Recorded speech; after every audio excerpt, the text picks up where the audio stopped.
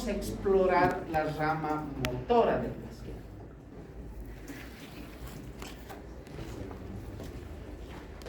Al paciente debemos solicitarle que realice movimientos con la cara. Debe realizar toda una serie de movimientos desde de arriba hacia abajo, mover las cejas, fruncir el entrecejo, abrir y cerrar los párpados, abrir la boca, hacer la mímica de sonreír, de mostrar los dientes, de soplar, de silbar, de cantar, de hacer cualquier tipo de mueca, cualquier tipo de gesto. Nos es útil para poder evaluar la rama motora que tiene el facial. Un punto importante a tomar en cuenta cuando hagamos esta evaluación es observar la simetría. A la cara la dividiremos en dos partes, una izquierda y una derecha, y ambos lados tienen que ser simétricos. Eso significa que lo que se mueva en el lado izquierdo tiene que moverse en el lado derecho. Si hacemos la mímica de sonreír, el movimiento tiene que ser simétrico en ambos lados. Si hacemos el movimiento de subir las cejas, mostrar las arruguitas que hay en la frente, las arrugas se presentan en ambos lados, tiene que ser movimiento simétrico. Por lo tanto, todo lo que significa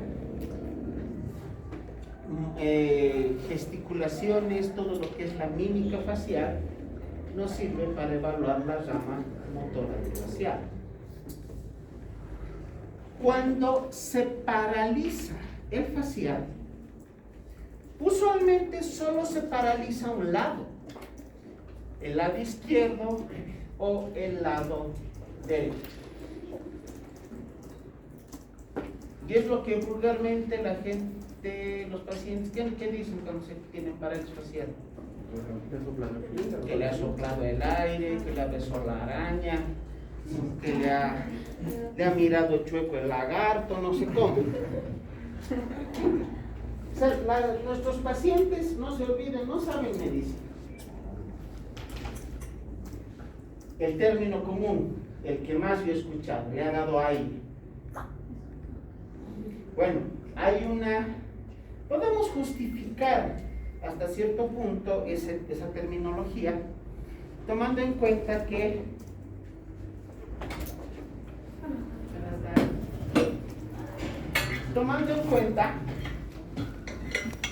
una causa para que se produzca la parálisis facial es el cambio de temperatura.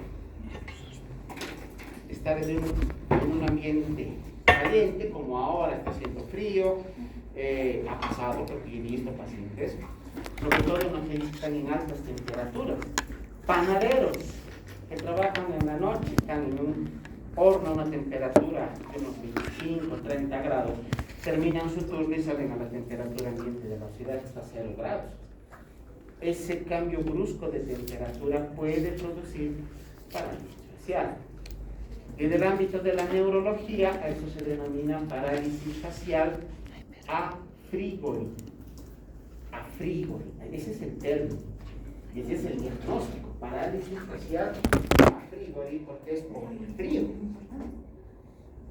Entonces, por un lado, nuestros pacientes hasta cierto punto tienen razón al decir que le ha dado el aire. No es el aire, es el frío que ha logrado producir la parálisis facial. Y si no produce parálisis facial, el frío o ese cambio brusco de temperatura puede producir neuralgia del frío.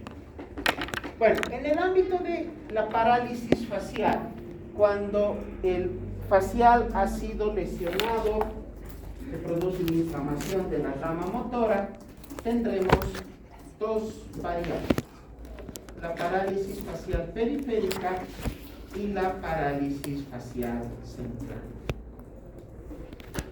Hablando de lo que es la parálisis facial periférica, hay un compromiso solamente motor.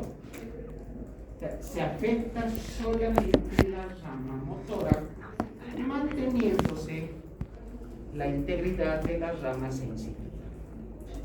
Cuando es una parálisis facial periférica, por lo tanto, el paciente puede mover la cara, pierde la capacidad de mover el lado correspondiente de la cara, pero la percepción de sabores en los 2/3 anteriores de la lengua se mantienen intactos. Estos pacientes no logran mover correctamente, hay parálisis totales o hay parálisis parciales, pero no logran mover correctamente todo el lado, una hemicara, puede ser el lado derecho o el lado izquierdo. ¿Y cómo vamos a darnos cuenta? Al paciente le pedimos que cierre el ojo, que cierre los párpados. No lo va a lograr hacer. Del lado sano se logra cerrar el párpado, pero del lado enfermo el cierre es parcial.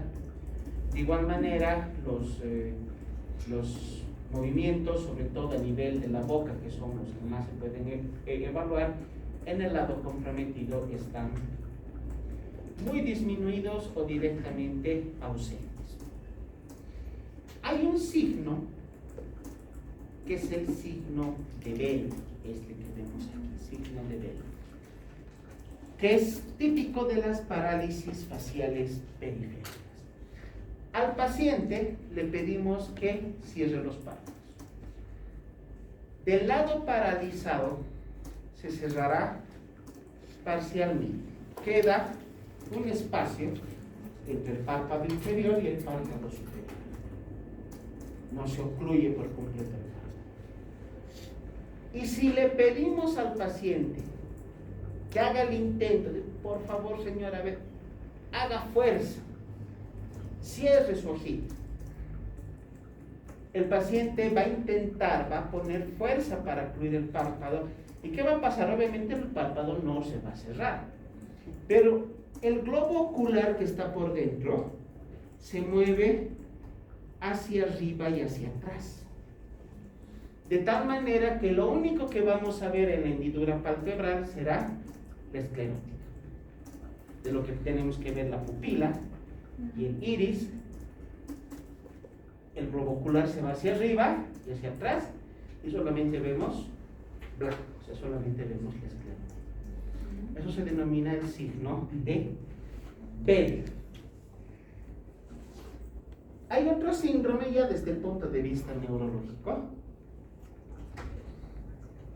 que se llama el síndrome de Ramsay-Hunt, que tiene esta característica de lesión del nervio facial, sobre todo por compromiso del virus del herpes zóster, que es una enfermedad viral. A todos, no así a todos, perdón, ¿a quién le da varicela? Incluyéndome.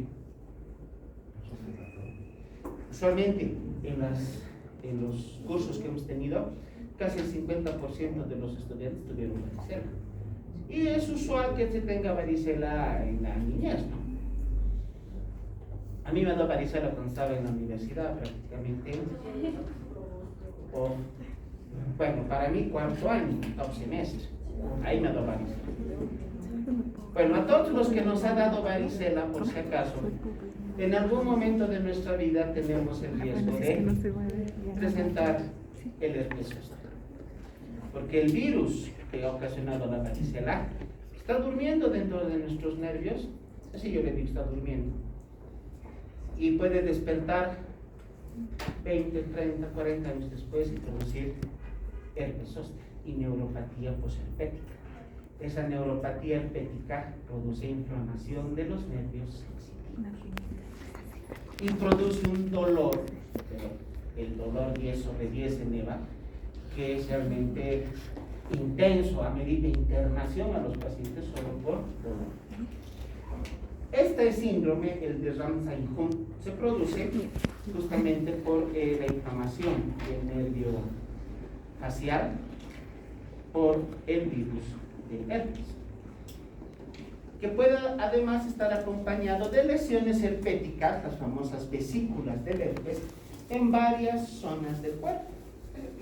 El herpes compromete básicamente a toda la parte cutánea, tórax, abdomen, cabeza, extremidades, pero acá en este síndrome sobre todo encontraremos a nivel de conducto auditivo externo, cara y cuello, y puede haber compromiso del octavo par craneal produciendo hipóxia. Es un síndrome que tiene características especiales, ¿no? Presencia de vesículas herpéticas del herpes zóster con compromiso del octavo par craneal que puede llegar a producir hipóxia. Este es el signo de Bell. Fíjense que al paciente se le pidió que cierre el párpado con fuerza y su globo ocular se fue hacia atrás y hacia arriba. Y solamente vemos la esclerótica. El paciente deja de intentar cerrar el párpado y el globo ocular vuelve a su lugar. En la parálisis facial periférica vamos a encontrar, a ver, en esta imagen, ¿qué lado está paralizado? Este es el lado izquierdo, está el ojo abierto, y este es el lado derecho. ¿Cuál está paralizado? El izquierdo, ¿no ve? ¿Por qué? Debemos ver que no hay arrugas en la frente. No hay arrugas en la frente. Aquí el surco nasogeniano está ausente. El surco, el labio mentoniano también está ausente. Y hay una característica para darnos cuenta que el lado está paralizado. La boca se desvía al lado sano.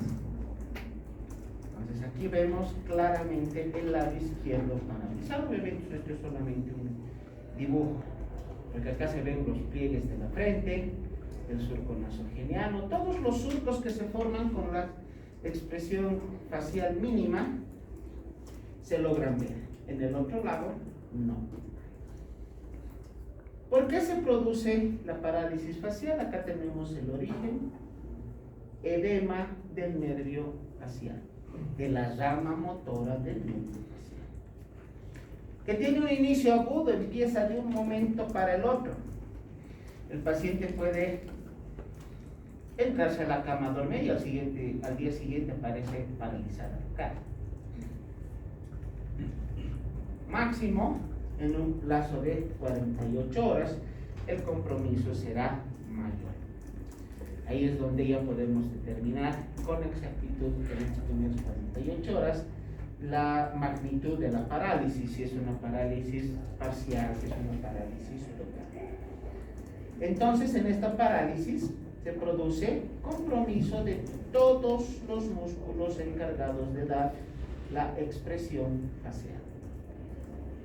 Pero se conserva la sensibilidad de la rama sensitiva del facial. Acá otro ejemplo. Parálisis facial del lado derecho. Ausencia de pliegues en la frente. Caída de la ceja, no se puede elevar la ceja.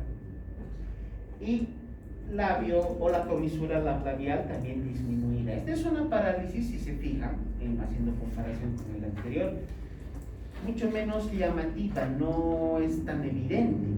La boca no está tan desviada hacia el lado sano, porque es una parálisis con un compromiso motor mucho menor. Aquí el surco nasogeniano prácticamente ha desaparecido, pero en el otro lado lo podemos observar con mayor facilidad. Y no hay no vemos el signo de Bell.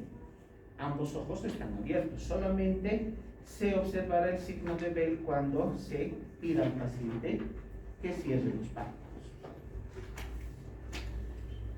Entonces, tenemos compromiso del nervio facial para lo que es la parálisis facial por estas causas. lesiones corticales, lesiones a nivel de la corteza, tumores, embolias, trombosis o lesiones subcorticales por debajo de la corteza cerebral, hematomas, parasitosis cerebral. ¿Cuál es la parasitosis cerebral más común? No hay triquinosis en Bolivia, por si acaso. No hay. No, la filaria es al hígado.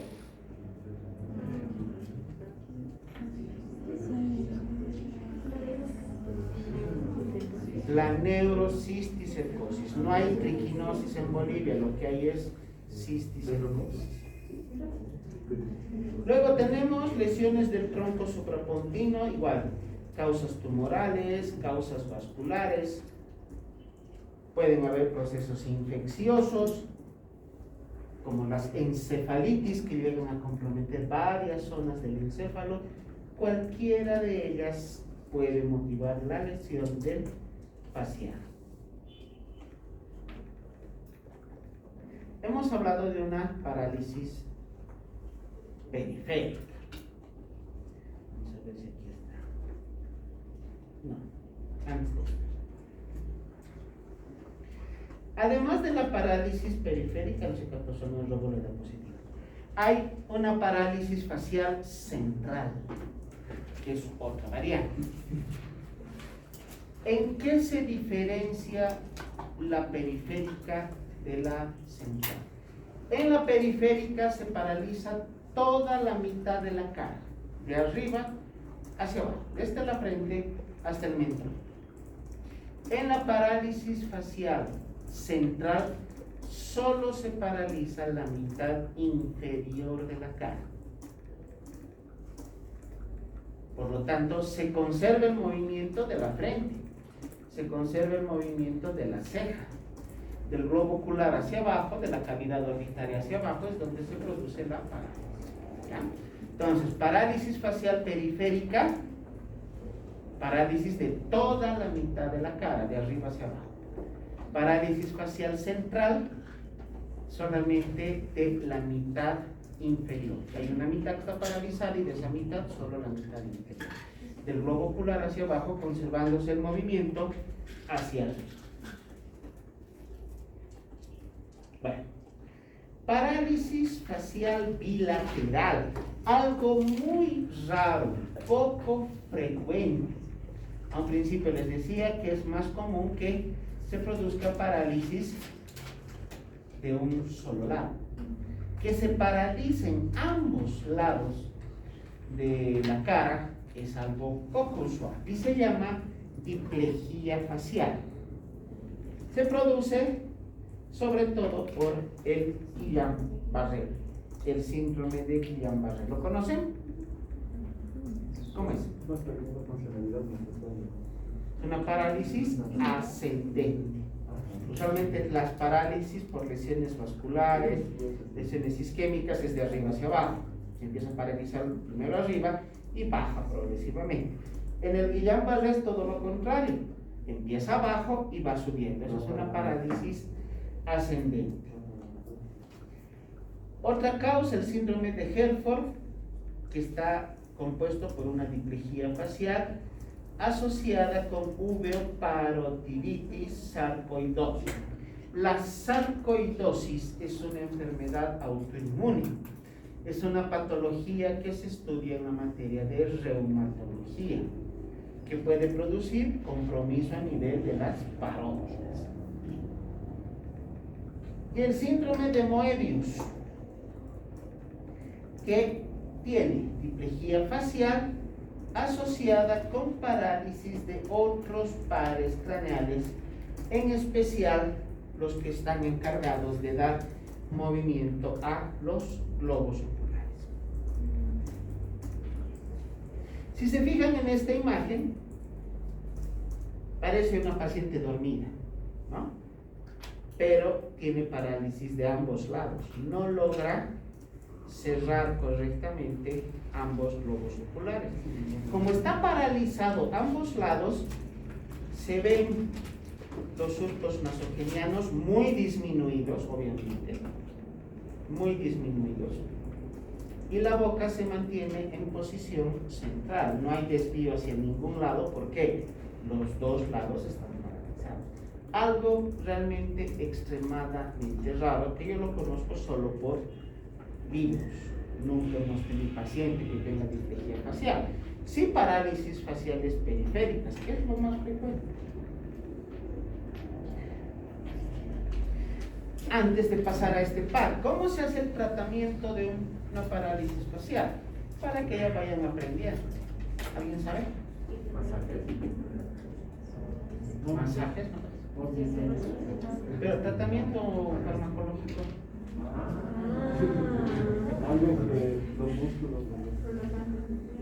No, ¿para qué muscular? Si lo que está comprometido es medio. O sea, lo que se usa para la parálisis facial, y eso les digo porque algún rato les pueden tocar, doctor, doctorita, el vecino, ¿no? Le ha dado aire a mi esposo, ¿qué le doy? Usted está tomando medicinal. ¿Qué van a hacer? No es paracetamol. Se da corticoides y se da prednisona. Corticoide en... ¿Qué se da por vía oral? ¿No? Prednisona, por si acaso, por si algún rato le sirve. 20 miligramos por día es la dosis de la prednisona. Pero ahora lo que aquí su compañera indicaba tiene toda la razón. Más importante que el tratamiento farmacológico es la fisioterapia. La fisioterapia es la clave para la recuperación del movimiento. Y la fisioterapia tiene que ser a largo plazo. O sea, no es suficiente lo usual, ¿no? 10 sesiones de fisioterapia para 10 días y pare de contar. Con eso no hacemos nada. La fisioterapia tiene que ser por lo menos unos 2 a 3 meses para lograr recuperar el movimiento. E inclusive, con fisioterapia puede que no se llegue a un 100% de recuperación del movimiento. Puede haber una recuperación parcial del movimiento hasta un cierto porcentaje, pero tal vez no por completo. Bueno, el octavo par craneal llamamos nervio auditivo o vestíbulo coclear. Es eminentemente sensitivo y tiene 2 ramas: la rama coclear y la rama vestibular. Aquí, ¿cuál es su origen real? ¿Cuál es su origen aparente? Es conocimiento de anatomía. Lo que nos interesa, ¿para qué sirve? La rama coclear es la encargada de la audición, la encargada de permitirnos oír. Y la rama vestibular es la encargada de participar, porque no es la única, conjuntamente con el cerebelo en el control del equilibrio. Debemos recordar para esto lo que son los conductos semicirculares en el oído interno. Cada uno de ellos está orientado en uno de los 3 ejes de espacios que tienen en su interior la endolina. Con el movimiento de la cabeza se va moviendo el líquido y de acuerdo a los receptores que se vayan estimulando en cada uno de los conductos es que logramos saber la posición de nuestro cuerpo, la posición de cada uno de los segmentos corporales, nuestra orientación respecto al espacio, y es básicamente la función que nos permite subir y bajar gradas, correr, bailar, cualquier situación que implique el equilibrio.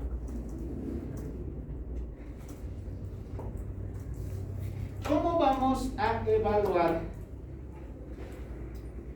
la audición? Antes, y realmente todavía en mi época había, utilizábamos el reloj de cuerda.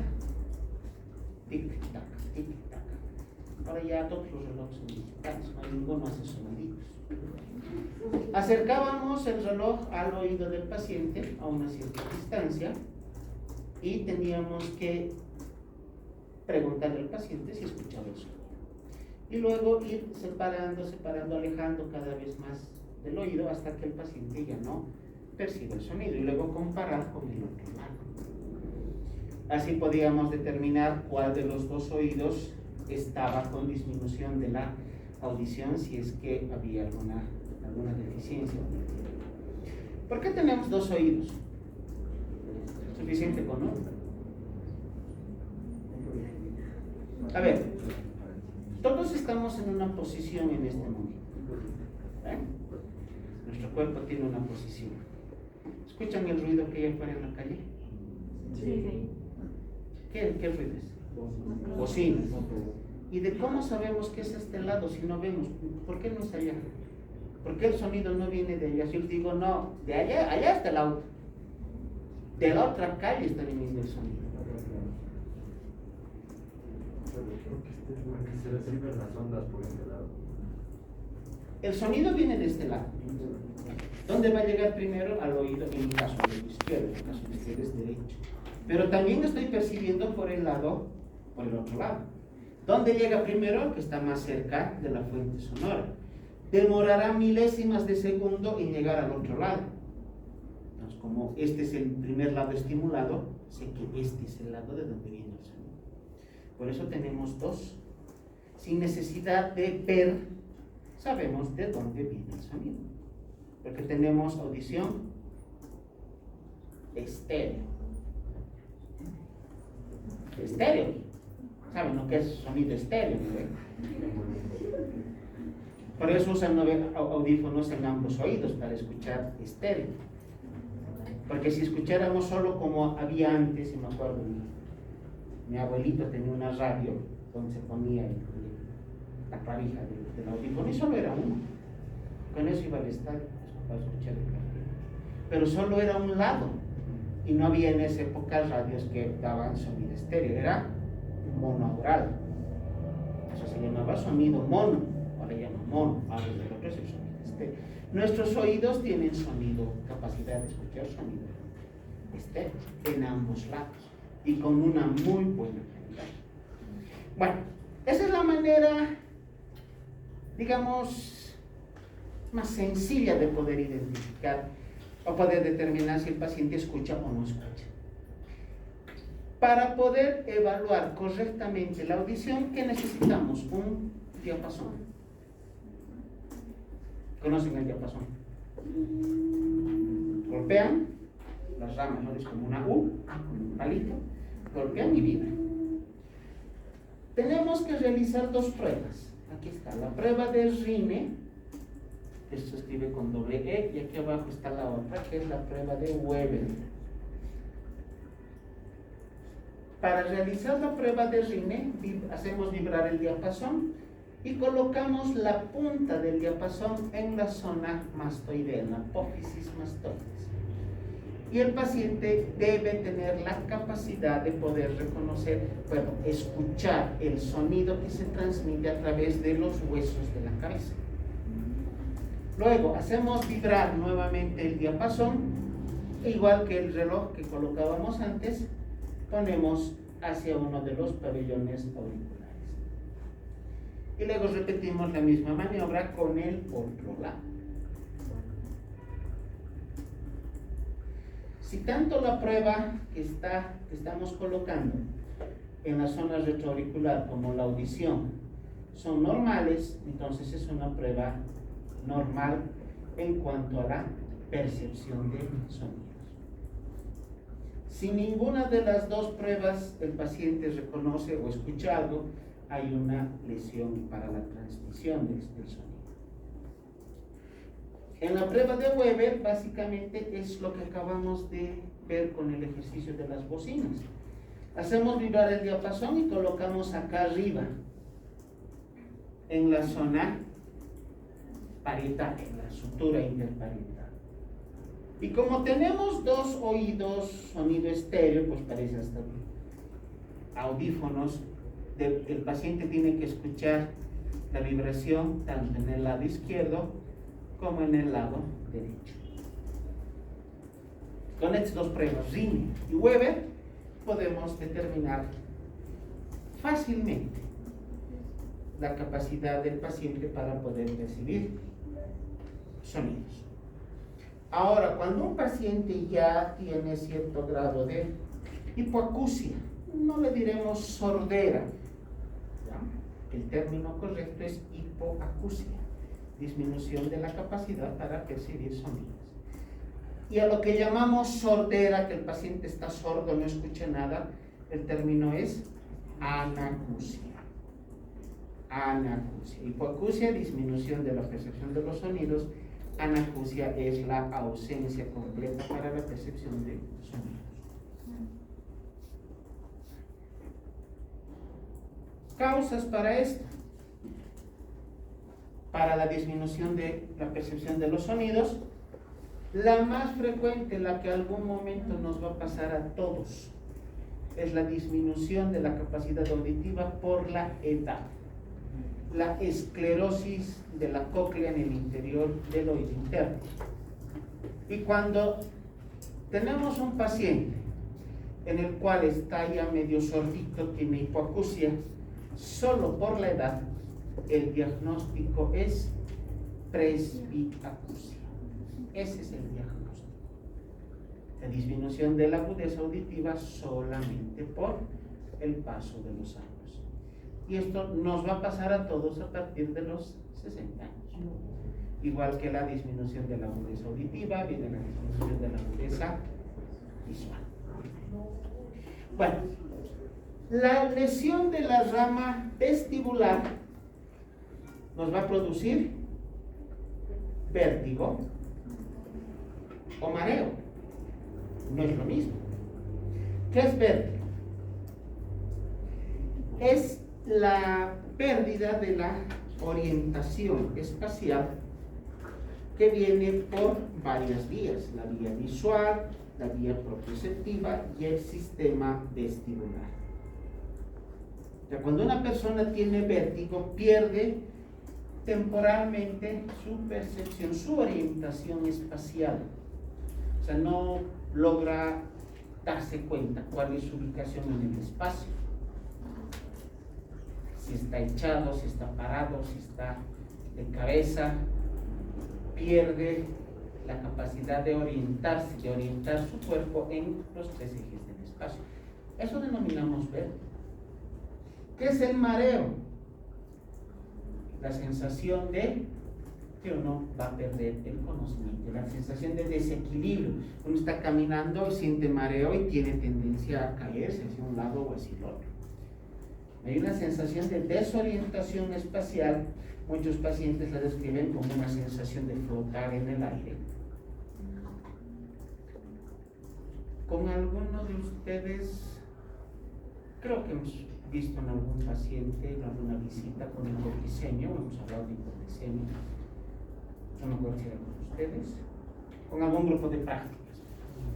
Bueno, en la hipoglicemia, cuando baja la concentración de glucosa en sangre, el paciente puede perder el conocimiento.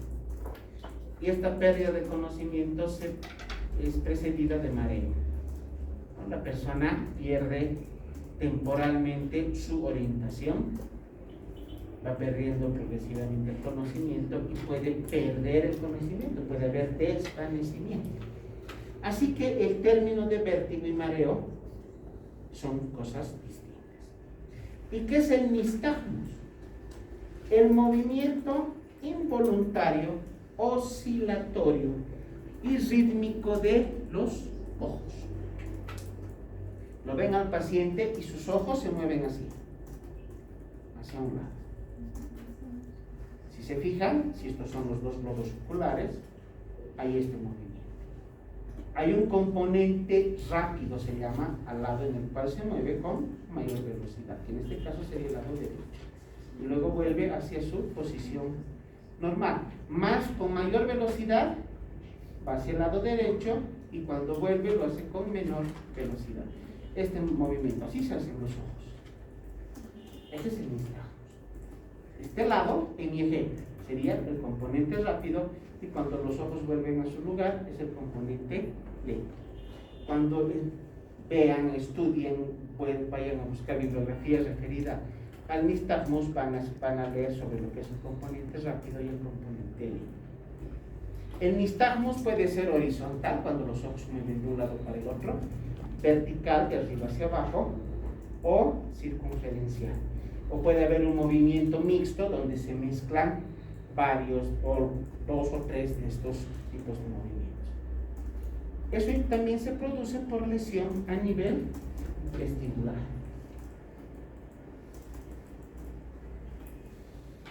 Bueno, a ver, algo más rapidito para poder hablar sobre lo que son las hipoacusias. El paciente puede presentar hipoacusia por lesión de la vía que va a transmitir el sonido. ¿Desde dónde empieza la transmisión del sonido? Desde que es captada por el pabellón auricular. Entre el sonido y qué componente actúa primero. ¿Qué órgano? El tímpano. Tiene que vibrar. Esa vibración del tímpano pasa a los huesos del oído medio. Y ese movimiento es transmitido al final por el estribo, que está conectado directamente con la cóclea. Si el paciente presenta alguna lesión en cualquiera de estos segmentos que son los encargados de transmitir el sonido, tendrá una hipoacusia de transmisión. En cambio, si la hipoacusia se produce por lesión del nervio auditivo, el paciente tendrá una hipoacusia neurosensorial. Si te lesionas, te perforas el tímpano, no vas a escuchar bien. Tu nervio auditivo está sano, está indemne. La lesión es en el tímpano o en alguno de los lugares encargados de transmitir el sonido.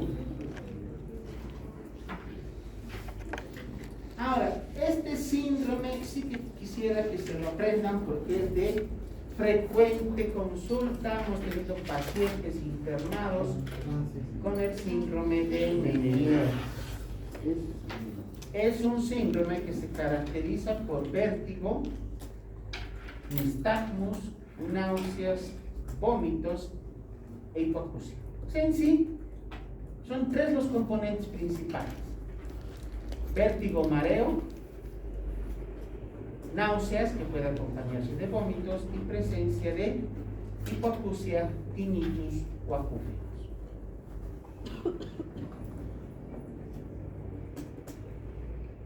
Esos 3 componentes principales le dan la característica al síndrome de Meniere.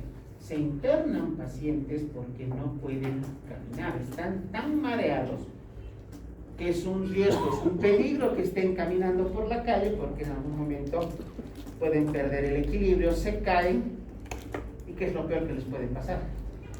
Traumatismo craneoencefálico. Entonces, pacientes con síndrome vertiginoso, que es el diagnóstico de ingreso que se pone en neurología, o podemos diagnosticarlos como síndrome de Meniere, tienen que internarse y recibir tratamiento de tipo hospitalario.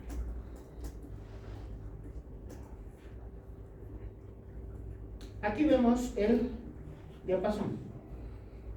Lo hacemos vibrar y estamos evaluando la agudeza auditiva con la prueba de... ¿Qué prueba es esta? Rini. Esta es la de Rini, la que se pone a un lado.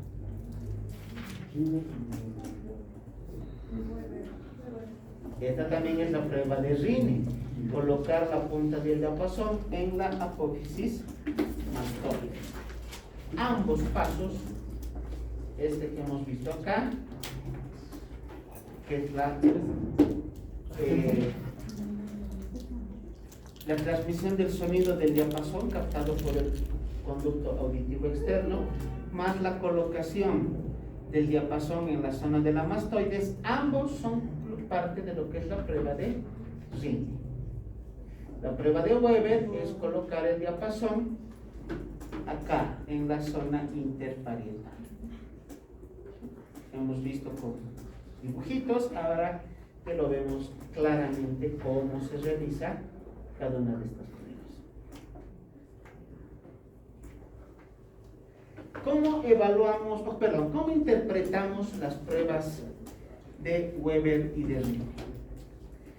La prueba de Weber, si es normal, el paciente logra escuchar en ambos lados, y la prueba de Rine positiva, el paciente escucha la transmisión por el hueso temporal y la vibración del diapasón, el paciente está sano. Si la prueba de Rine es negativa, si le colocamos el diapasón en el apófisis mastoides y el paciente no logra percibir el sonido transmitido por el hueso, y la prueba de Weber nos indica que solo escucha por uno de los lados, la hipoacusia es conductiva. Si la prueba de Rine es positiva, pero de menor intensidad a lo que debería ser en condiciones normales, y la prueba de Weber, el paciente está lateralizado, o sea, percibe el sonido solamente por el lado sano, es una hipoacusia neurosensorial. Con esta pequeña tablita ya podemos determinar, sin necesidad de ser especialistas otorrinolaringólogos, porque nuestro paciente está sordito, porque tiene lesión conductiva o neurosensorial. ¿Se puede corregir? Se puede corregir con el uso de audífonos que aumentan la intensidad de la percepción de los sonidos. Si es una hipoacusia por esclerosis, endurecimiento de la cóclea, inclusive con el uso de audífono puede que el paciente no escuche. Porque ¿de qué sirve ponerle un pequeño parlantito aquí en el oído? Es porque es como colocarle un parlante de todo lo que pasa en su entorno, lo estamos colocando directo al conducto auditivo. ¿De qué sirve colocar el parlante si el nervio auditivo está lesionado, está esclerosado? De todas maneras, el paciente no va a lograr escuchar. Y para evaluar también la prueba vestibular, vamos a utilizar la prueba de Romer. ¿Cómo se realiza la prueba de Romer? ¿La conocen?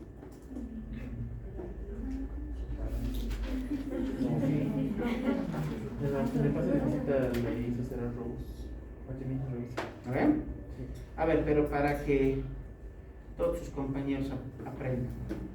¿Alguien venga aquí? ¿Un voluntario o voluntaria? Vamos a aprender todos. Venga, ven. ¿Quién quiere venir? Yo, doctor. Sí, me voy a hacer. Fíjate que no se caiga. Muy bien, ¿cómo vamos a realizar la prueba de Romer? Al paciente le pedimos que se ponga de pie, como está ahí ahora, y que junte los pies, posición de firme, como soldadito. Las manos a los lados, ¿no? Un poquito más adelante. Ahí, eso. Debemos tener el cuidado de tener espacio alrededor del paciente para que podamos movernos de un lado hacia el otro y evitar que se caiga. Si es necesario, agarrarlo, ¿no? Entonces, lo primero, posición de firme, y le pedimos que cierre los ojos. Cierre los ojos. Primero esperamos a que, con esa posición, quitando el sentido de la vista, que es el principal para el equilibrio, se mantenga el equilibrio.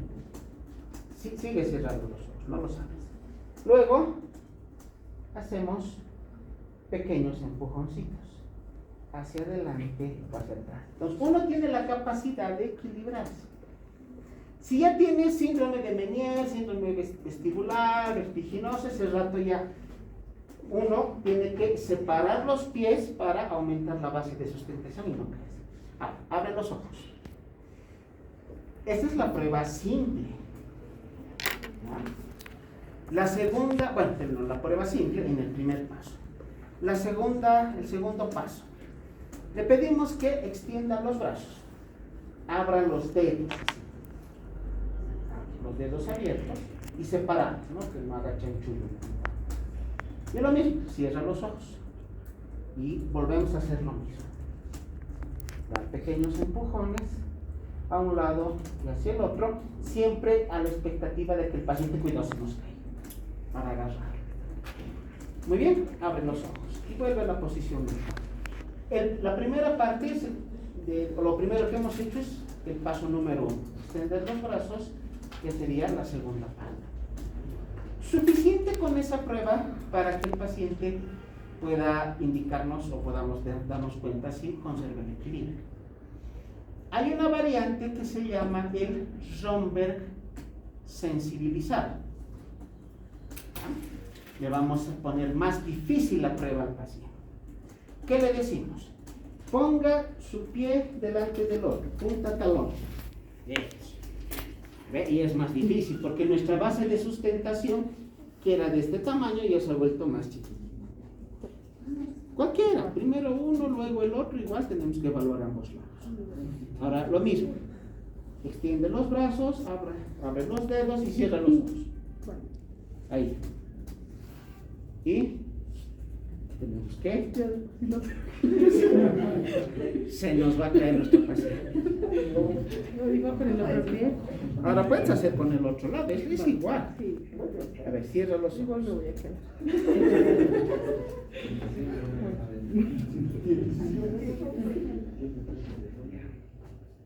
En esa sola posición el paciente ya pierde el equilibrio. Es difícil para cualquiera de que ustedes hagan la prueba, es difícil. Pero si una persona tiene lesión vestibular, no se va a poder mantener en esa posición, o sea, directamente ya se cae. ¿Ya?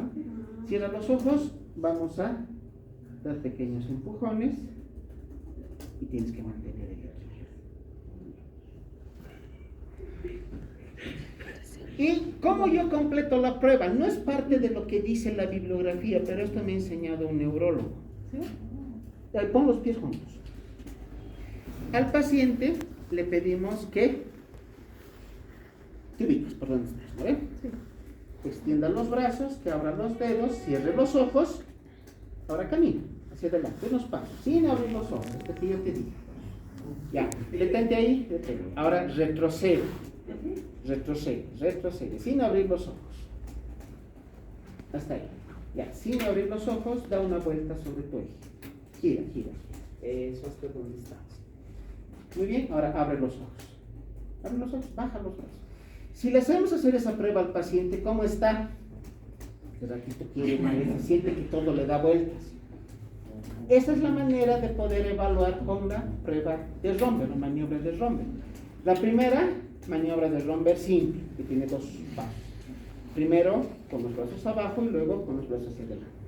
Y lo que hemos hecho un pie delante del otro, punta talón, se llama Romberg sensibilizado, que se complementa con esta pequeña caminata hacia adelante, hacia atrás y luego una pequeña vuelta. ¿Ya? Gracias. Y otra manera de evaluar la prueba de Romberg es la que ven aquí. En lugar de que el paciente extienda los brazos, puede colocarlos de esta manera, entrelazando los dedos y jalando hacia los lados. Es más sencillo.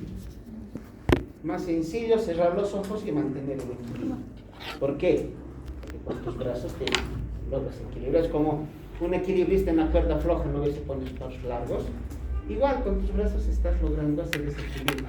Por eso esta prueba, que es la que en todos los libros está, yo no utilizo, es mejor colocar adelante. Es mucho más sensible para evaluar el equilibrio del paciente. Por lo tanto, ¿para qué se usa la prueba de Romberg? Para evaluar equilibrio. Y con el equilibrio estamos evaluando la rama vestibular del octavo. Otra maniobra para ya observar mis tactos. La maniobra de Halbach. El paciente está en posición de sentado y de una manera rápida lo hacemos echar, como indica acá la figura, con la flechita, y le hacemos girar la cabeza a un lado. En este dibujo está a la derecha y luego le hacemos girar a la izquierda. Si hay alguna lesión vestibular, inmediatamente aparecerá el nistagmus. El paciente sentadito, le hacemos echar, movemos la cabeza y ese ratito aparece el nistagmus. Primero en un lado, si no hay nada, en el otro lado, si no es a uno, puede aparecer al otro lado. Así también podemos evaluar la rama vestibular, tanto con la prueba de Romberg como con la de Hall-Pike. Noveno par, el glosofaringio. El glosofaringio también es un nervio mixto. Tiene una rama motora que es la encargada de dar movimiento a los músculos de la faringe. O sea, la acción de deglutir, de tragar, se realiza gracias a la acción de la rama motora del glosofaringio.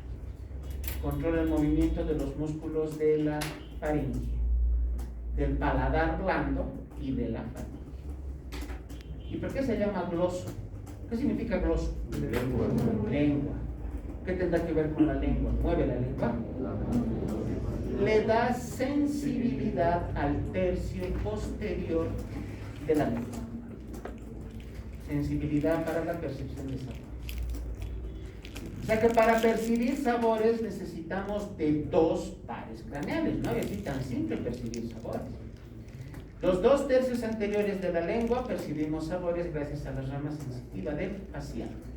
Y en el tercio posterior gracias a la rama sensitiva del glosofaringio.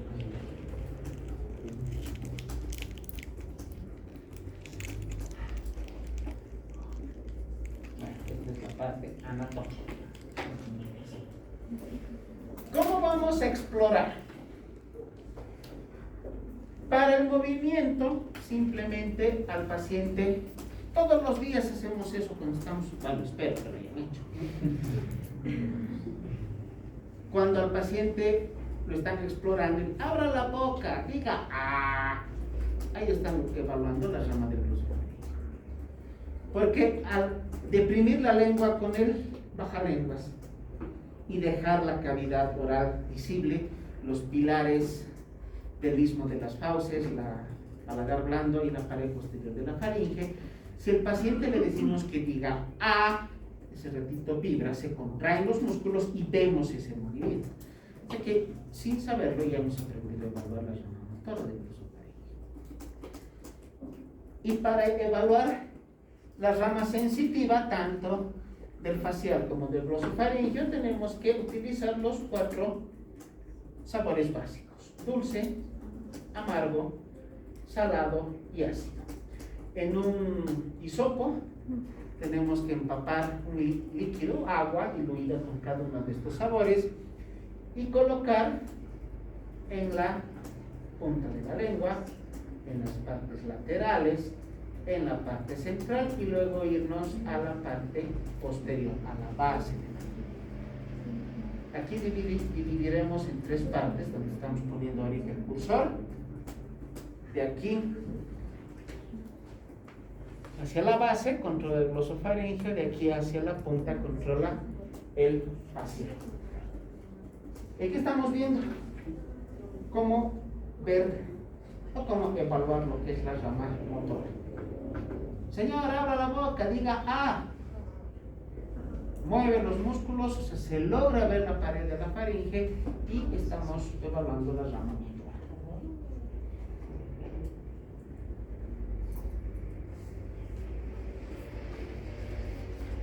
Aquí está, bajalenguas, el paciente está aquí en posición de descanso.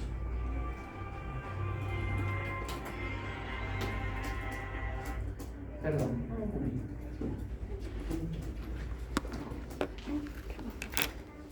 Hola.